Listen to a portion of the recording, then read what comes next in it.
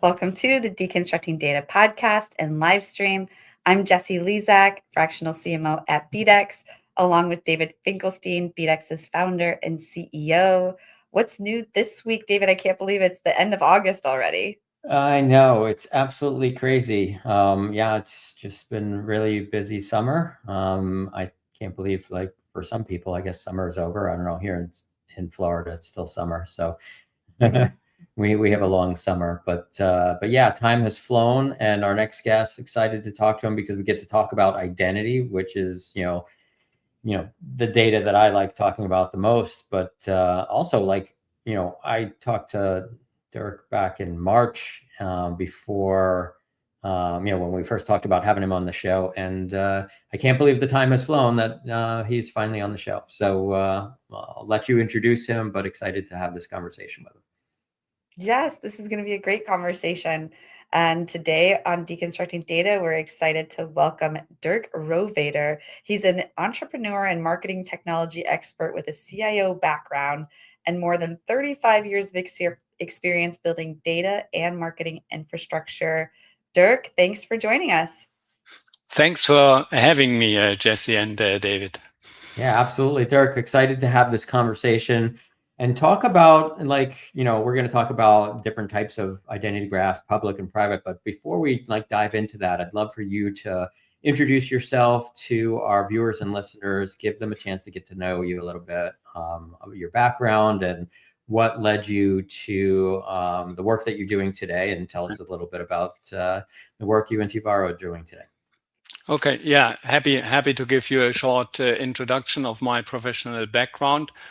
I've always worked on one question: how can information technology and the potential of information technology help organizations for their own benefit and the benefit of their customers? And I have done that in various roles. I started out classical in consulting, then I was CIO of a Munich brewery group, the Paulaner Group, and then I went as a CIO to T-Mobile in the UK and in Germany, and various IT group functions.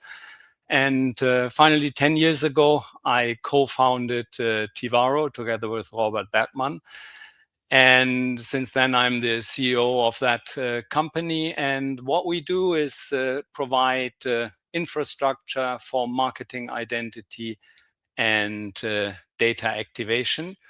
And with that, we typically try to answer two questions. So the first one is, who is the person in front of a digital device? Because obviously it's difficult to do marketing if you don't know with whom you're talking. So we try to provide an answer to that. The second question, very important in marketing, is to say, what am I actually allowed to do? So what type of consent or legitimate interest do I have in order to do marketing with that person? And then thirdly is, what information is necessary kind of to perform the next best action or just the next action in the channel. And we in Tivaro kind of answer those three questions by providing identity, permissions, and data to all marketing and ad tech system that needs that. And typically we do that all in real time, because if the person is in front of a device, then the answer needs to be typically in milliseconds, and the answer needs to be quite scalable, especially if you have kind of large websites or apps with a lot of traffic. Absolutely. I love the journey from brewery to identity. That's a new one. It's German identity, yeah, the German beer. So let's jump into the first topic, because this is interesting. You and I both work in the identity space, but in different areas. And so talk to us about public versus private identity graphs and how they work. So obviously, I'm an expert in private identity graphs, and obviously you are the expert on public identity graphs, I guess. So what's the difference? So I think public identity graphs are well known under the term identity graph, because basically the data, the identities, and often kind of data with it, is collected for a whole country or region and provided as a service to other companies. Now, a private ID graph basically is owned by the company that operates it for its own purposes. So it's kind of the equivalent to first-party data, so to say. So these companies build their own ID graph, and it's proprietary to them. And very often you will see that this is not explicitly done kind of with an own system like ours, but it's kind of a bit implicit. It's kind of identities in CRM system, identities, and maybe even some mappings in data warehouses or in customer data platforms. Now the question, what is actually an identity graph, and what should be the capabilities and functionality of that? Now the core function is, as I said in the beginning, is to answer the question, who is the person in front of the device? And typically you don't know that because it's an anonymous kind of person. You might have a cookie identifier, but you don't know who that person is. And an identity graph basically maps kind of these devices and the device identifiers to a person and personal identifiers. And then if you make that connection, then obviously you can use all the data you know about a person, be it a customer with all the customer data, be it the lead, what you have kind of collected about that customer. Now, the question is then actually, how do you build such a graph? Because obviously, how should you know who that person is? And obviously can talk more about that.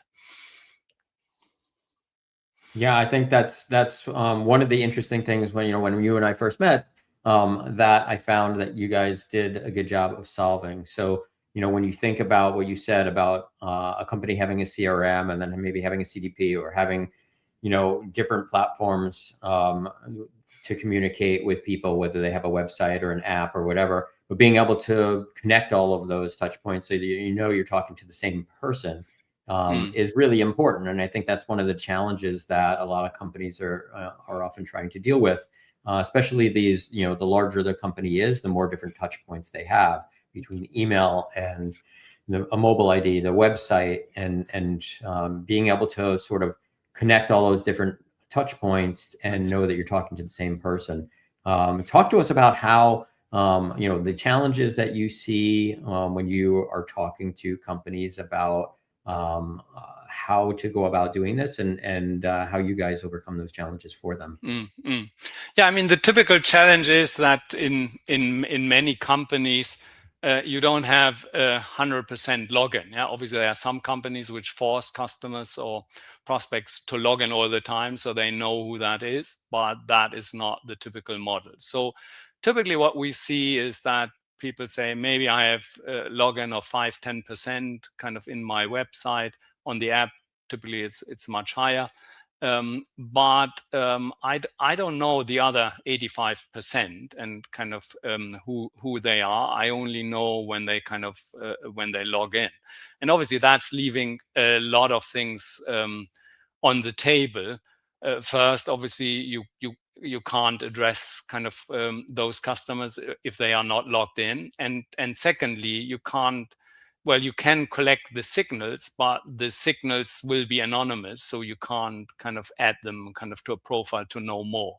So that's typically the challenge kind of that we see. Now the question is, what can you do about it? So typically we build the identity graph deterministically, so we need to have what we call identification events, and it starts very simple. You can use that login, and if you anchor that login on the device with a persistent first-party cookie, unless that cookie is deleted, the identification will stay. So once you have logged in once, and then as long as the cookie isn't deleted, the relationship kind of stays. We'll keep that in a central database. And obviously that already can increase the identification of repeat visitors. Now there are other methods, especially for prospecting. We all know there is the download kind of an article, a book, or just a simple newsletter subscription. There again, you can connect the identifier you collect with the device, and again, as long as that anchoring is not deleted, that will help you kind of identify more people. Then if you some companies that have multiple domains, so they want to understand customer journeys across those domains, so they might want a solution that enables kind of what we call cross-domain identification. And that is possible as well. So if you identify a person or a user on one domain, you will identify them if they go to the other on the other domain. So that's cross-domain identification. The fourth one is, I mean, you mentioned email, very typical click identification. You click on email, obviously you know it comes from an email, so you know the person you've sent the email to, and you can use the click kind of to extend that identification to the device. And that can be quite powerful because sometimes the login happens on different devices than, for example, the click. And last but not least, which is kind of a bit our speciality, is what we call network identification, which telecommunication providers can use, which is they have the public IP address and they can identify a person based on the public IP address. And in Europe, at least, this service, not to identify a person, but to recognize a person kind of again, is also available through the major European network providers in the major European countries. And yeah, we have provided them with the technology to do that. So by combining kind of all these technologies, you can get a much higher proportion of identified users. Now, one thing I haven't mentioned, but is obviously quite important for that, under privacy law, that needs consent. Yeah, so typically this is based on cookie consent and only works if the user has consented to that. And typically the way to tell the user that makes sense is that the user gets personalized offers, which actually many people want, and it is an incentive. Yeah, I was going to ask about the consent, and you're right. I mean, the what we find is that the consensus is that most people do consent to it because it creates a convenience for them, right? And having a brand that they want to interact with, being able to actually recognize them, personalize things to them, and essentially makes the user experience better. We find most people. Yeah, and as you said, I mean, it's sometimes a question of trust to the brand. Yeah, that's why these brands kind of we work with typically takes the privacy very, very seriously and think a lot about it, just because the trust of the consumer is kind of a core asset to them. Yeah, that's a big point, and we've talked about that on the show before. Like, if a consumer trusts the brand that they're working with, then they're most likely going to consent to allow that brand. So it's about earning trust with the consumer is really, really important as well. Yeah, and one thing kind of what we see kind of also with identity graphs is kind of maintenance is quite important. Yeah, because sometimes you have very simple solutions that do not take kind of the relationship between devices and persons kind of properly into account, and kind of that. I mean, just imagine the following thing: you have different logins in a device. What do you do? What's your strategy of dealing with it? And some will say, okay, we'll merge all of these profiles together, and that can end up in a mess. Sometimes it can be genuine. I mean, once we had a consumer, a client where we detected actually we had in 4 or 5% we had all these multiple accounts on the same device, and that was because there were incentives combined with opening accounts. And then people kind of open new accounts with new emails.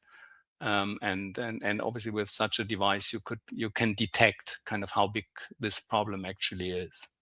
Yeah, and that's an important point too. I think I always talk to people about how an identity graph is sort of like a living being, because it's constantly changing. It's not like you can. Yeah. Exactly. Yeah. You need to keep it up to date all the time. Also, devices, sometimes they show up, they're never active again. So it's something constantly kind of in movement, and you need to have housekeeping, maintenance rules that keep the consistency automatically, because if you have millions of customers, there cannot be manual intervention kind of to do that. Yeah, absolutely. There's a misconception that an identity graph it needs to run totally automatic. Yes. Yeah, exactly. There's this misconception that an identity graph is something you can build and then just use it, and then, maybe update it, every once in a while or monthly or something like that.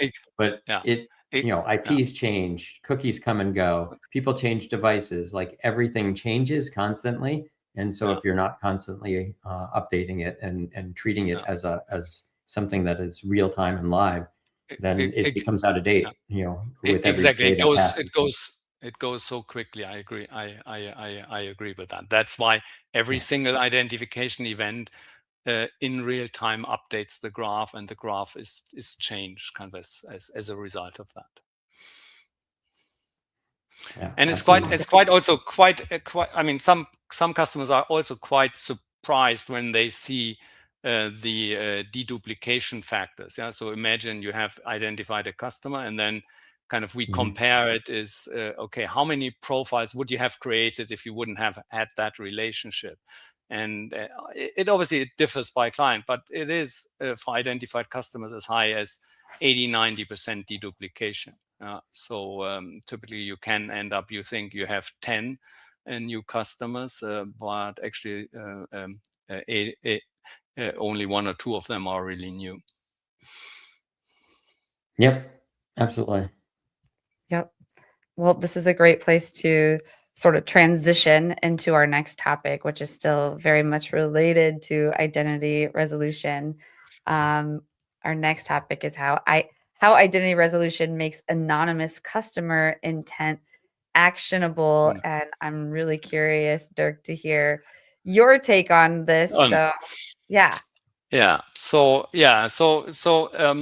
obviously, I mean, what we are trying to do, what I said is, obviously we will do the identification, right, to make it to make it actionable. So in the end, what was anonymous, because it was like maybe not logged in, it was kind of an anonymous visitor, kind of through the identity graph. This becomes kind of an or can be associated to a known customer. Now the question is, how can you make it actionable? And we see the actions actually in four different categories. The simplest thing is, now you have more signals, and you can make those signals, which kind of would have been anonymous, now it's kind of on a person level. So you can use that information as kind of pre-login signals for your models. Yeah, so you can make better churn models, better propensity models, because they have a more complete picture kind of what you have done. So that's the first thing. The second thing is obviously this can help building audiences or suppression audiences. Just give you a very simple example is if you if somebody looks at your website and looks at new products, you might think, oh yeah, it's a prospect, it's unidentified, so you would retarget all of them. But in the end, if you find out through identity resolution, it's actually a customer that already has that product, you can suppress that. You can not spend that money on kind of acquiring a customer you already have. And if you have a huge base like telecommunication, banking, insurance have, that can be quite substantial. So that's the second way. It just helps you kind of building audiences or suppressing audiences. The third one is kind of the case I like most. which is kind of a trigger use case. So obviously the classical example is kind of in any kind of environment that sells something, shopping cart abandonment. Yeah, that seems a no-brainer. Ever is doing it. Reality is very, very often you don't know who is the person that has done it. In many cases, 2/3. It depends a little bit on your flow. 2/3 of the abandonments, kind of in our customers, are before the user gives you the email, because he already fills the shopping cart and they don't require kind of a login kind of to do that. And the majority is abandoned there. And typically you can't kind of follow up on those. So typically you can say, okay, I have this signal shopping cart abandonment. Now you can give that signal kind of to an email or another messaging system, and basically then that system can use that information. So that's an effective trigger. There are other things. Just imagine you're going abroad somewhere where you don't have a roaming pass. It's detected. You'll get the offer. So I mean, there are so many examples from simple to sophisticated for that. And then the final one is kind of action in the session. Yeah. So just imagine, again, a very simple case. It's an insurance. They have typically next best offers. You are getting on the website. If you're not logged in, they don't know who you are. They can't give you that next best offer. If you do the identification and at the same time fetch the offer on first page load, you can do kind of the personalization. Obviously, you can make that much more sophisticated again, but it just shows you some use cases where you can use identity resolution to make this actionable. Yeah, absolutely. In fact, the shopping cart abandoned one is a really interesting one that, we work with a couple of clients in this space, and, the idea that you can identify an anonymous visitor that has abandoned a shopping cart is one thing, but understanding whether they are an existing customer or a new customer enables you to communicate very differently with that customer. And so that's exactly. yeah, and it's that's I think where you can make I mean the simple thing is you just give a reminder, but think, I mean, today is you can analyze with an LLM the shopping cart. You can say what's the friction, then you can use that kind of to inform messaging. So it's like I always say endless possibility. Obviously they need to make sense, yeah, from a business case perspective. But yeah, and companies are starting now to make more sophisticated use cases. Yeah, absolutely. Than That's maybe actually one that some time before. Yeah. Yeah, that's actually one that I never even thought about before. A client came to us and they proposed that they wanted to do that, and I was like, oh, that's really interesting. That's a great new use case that I hadn't thought about before, and it was very specific to the point that they just wanted to see, are these users that they already knew, and because they wanted to treat them very differently, obviously, than a new customer. And I was like, oh, okay, cool. That's what I love about this space. We always learn something new from our customers. Absolutely. Yes. Wow, there's really a lot there. I mean, the real opportunity seems like it isn't just like identifying the abandoned cart. It's really understanding the relationship kind of behind it. So it's really a little more complex than that. Any more? Yeah, and the banking example that that you gave, Dirk, was really interesting too, because when you think about a banking customer where they, have millions of customers, and for them to understand whether this is a new customer coming to their website to learn about them, or is it an existing customer, who's another really interesting way for them to use that to improve their targeting. No, that's why I'm also sometimes saying it. Sometimes these are quite basic. I mean, they seem like basic use cases. Yeah. But if you don't know, you can't make that differentiation. And it can really that move the alone needle. Exactly. That's what we're seeing, and that's kind of also where then the value is kind of created. Yeah, because I mean, it's always this. You have the question. Okay, I have an identity and activation infrastructure, but what is actually the commercial value kind of that creates. That's often the question. And kind of with these examples and the use cases, it's pretty good also to calculate in the end what the uplift is potentially kind of from this. We did get a question. I would love to hear you answer David's question. David, what is the banking customer use case for BDEX data and two segment? Yeah, I saw that flash by and I was like, that's interesting. I never thought about that. It's a really good question, but I think it's, similar in the e-commerce space where just being able to use the data that we have at two segment to understand the customer better and be able to do that personality analysis as well, so you know how to communicate with them better. And so I think that really applies with banks too. Understanding not just, is this a new customer, is this an existing customer, and how do I want to communicate with them, but how should I communicate with them?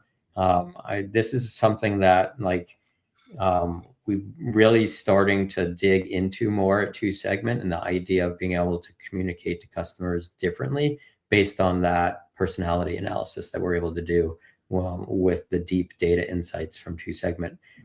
Communicating with somebody that is, more of an artistic person versus a more,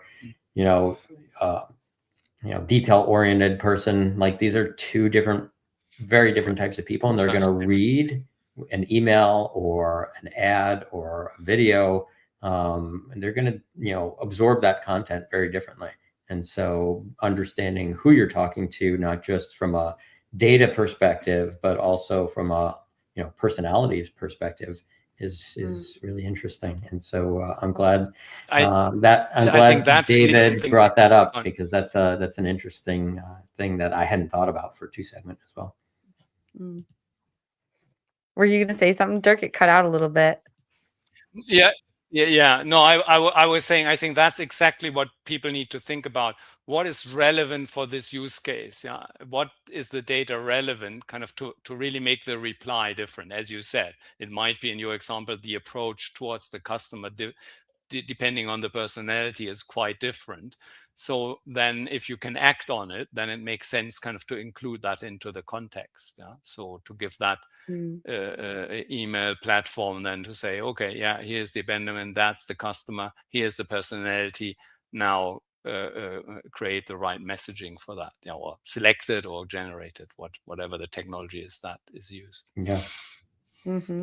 Well, it's 4:44. I'm sure we could continue talking about this topic too, but let's get into topic 3, which is how intent-driven marketing uses behavioral signals earlier. Could you kick us off here, Dirk? Of course, yeah. So the way I look at it, I mean, typically you have a customer journey which has kind of different phases. Now the customer can go back in phases, back and forth, but typically there are different behaviors in different phases. So when you look at it, typically you start with orientation. You'll see, okay, do I have a problem? You start to learn more about it. Then obviously you're looking at content that is not geared towards sales, but understanding problems, potential solutions.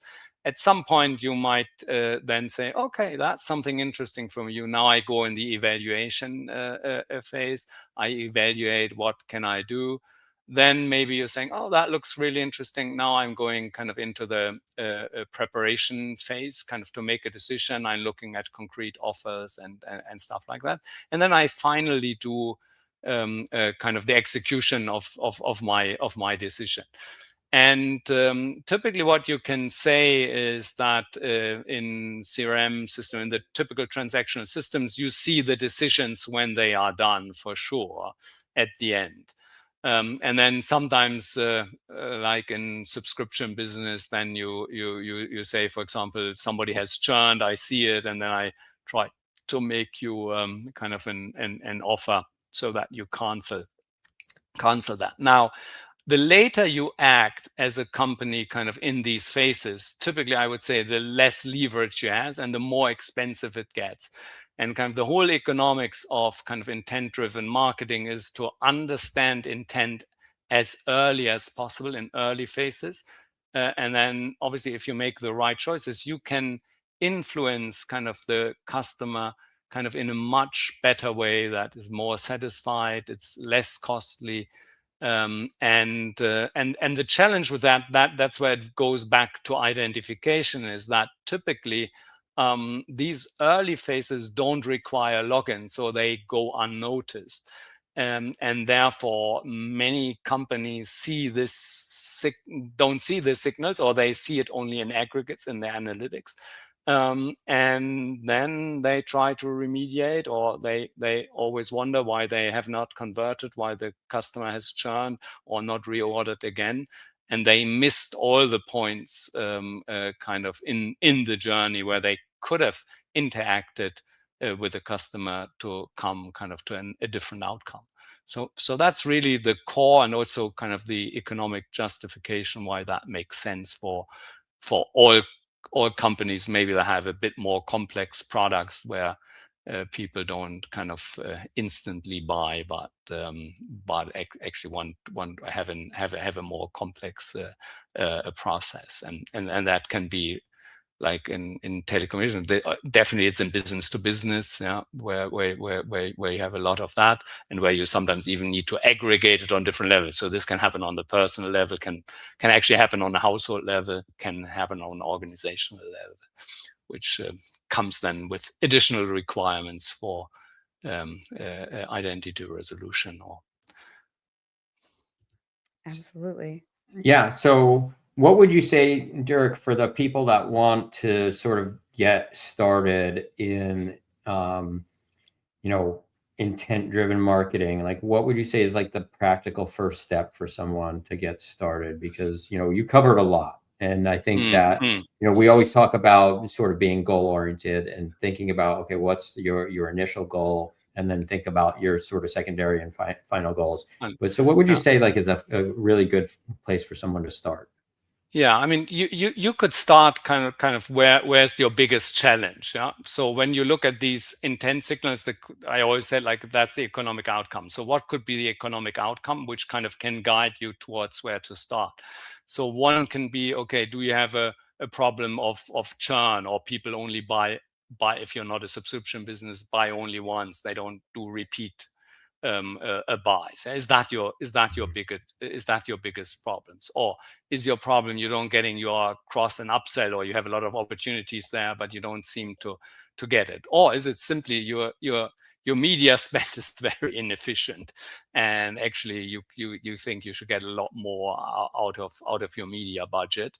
Or thirdly, do you have a support problem? Yeah, that basically you can see kind of a lot of problem coming, which you could have alleviated, but they all kind of are detected too late kind of in the process, and therefore it's very expensive. So I would start is kind of what's kind of really for your company out of those things economically kind of the most important ones for you to solve. And then you can say, okay, what is the process? And then you can look at, then you can say, do I have some early kind of intent signals, which might be, yeah, you can start with more obvious ones before you go kind of to more subtle ones. If you are in telecommunications, for example, kind of an availability check is kind of a great, it's a great mechanism kind of to understand kind of what people want. So you need to look in your business, do you have kind of some of those intent signals, and that's what you want to achieve, and then you can start a use case around that. Yeah, that's great advice. And then that's what we're always trying to do, is trying to help people not only understand the concepts that we're talking about, but understand how they can get started without, being overwhelmed. And so I appreciate that feedback. I think that it helps people understand like how to, figure out what's that one pain point that they want to tackle and take it one step at a time. Yeah, and then obviously the good thing is once you've kind of started with the first one, because you've put in kind of some infrastructure of identification, suddenly the next one will be even a little bit less difficult. And we always say it's very important that you don't follow a principle where I said, oh, I have to get all my data right, or I have all my identification. You will never get to that point. Yeah. So it obviously needs to be good enough, but your effort should be use case driven rather than layer driven, to say. I mean, I'm coming from IT in my old time, so we say, I really like everything nice and clean, and unfortunately that never happens. Exactly. Or very rarely. Yeah, exactly. Definitely. Well, we've got someone in the comments asking more about BDEX and what both of the companies do. So maybe we should get into that and let both of you share a line or two about your companies before we move into tech stack, which is our final topic that we do on every episode. We definitely want to know what tools you use in your tech stack, Dirk. But David, in one line or less, you want to share about BDEX, and Dirk, you want to share about your company as well? Oh, yeah. Okay. On the spot. Yeah. So obviously BDEX is a proprietary identity graph technology for helping ad tech, martech companies and brands understand who their consumers are and how to reach them across all their touch points. Yeah, and we at Tivaro, we provide basically 3 products. One is kind of what we call the Marketing Identity Hub. That's resolving identities and make that identities known kind of in your stack, so you can work.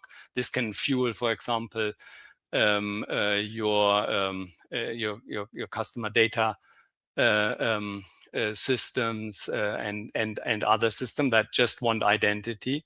We can also, what we call consent boost, we can also give kind of permissions and stuff on top of it, or we can do it all the way to say you also get the data in real time, which is kind of our data activation hub. So we provide that real time infrastructures to companies that want to interact with their consumers typically in a personalized way, and that can range from large companies in telecommunication to, actually, we've seen quite a demand in business to business. So we've gone into smaller segments that can take even more value out of individual interactions as well. Nice. Well, yes. Thank you so much for both of you for sharing. They say they're going to subscribe to your channels. So this has been a great conversation, but we want to know, Dirk, what are some of your favorite tools in your tech stack? Yeah, I mean, for that, given where I come from, I will tell you. Obviously, I'm interested in technology, but I'm even more interested in kind of the interplay of how technology can be used kind of by people and organizations, and they need to adapt kind of to make the most out of it. And having said that, obviously, at the moment, it's an incredible time to work in the industry with LLMs and artificial intelligence, because that will change, or already started to change, the way we work as individuals, but also in Tivaro as a company. And that's for me the most fascinating topic. And at the moment, obviously, we are experimenting with the classical different models. We work with Amazon kind of Bedrock as an intermediate layer, kind of to integrate LLMs and that into our technology stack, and changing that. Both kind of our internal processes, so how do we get from idea to product, as well as making our data available kind of our customer elements, and then also having some first things where we integrate that for functionalities into our stack. So that's I guess for me the biggest thing at the moment, which I find quite fascinating. And I would say the reality is we are at the starting point. The capabilities change every 2 or 3 months fundamentally, at least what we can do. So it's still quite an explorative phase. Awesome. Thank you for sharing. Yeah, definitely. Thank you so much for sharing. And before we go, Dirk, would you like to let the listeners know a little bit more about where they might be able to reach you after the show?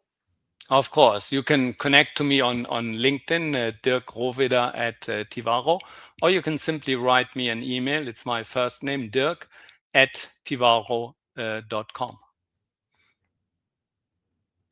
Awesome, Dirk. Thank you so much. This has been a great conversation. I always love talking identity. So I appreciate you coming on the show and having this conversation with us. It's been great, and I hope you enjoyed it. I know our viewers and listeners got a lot of great information from this conversation. So thank you. No, I thank you for giving me the opportunity to talk with you about this fascinating topic. Absolutely.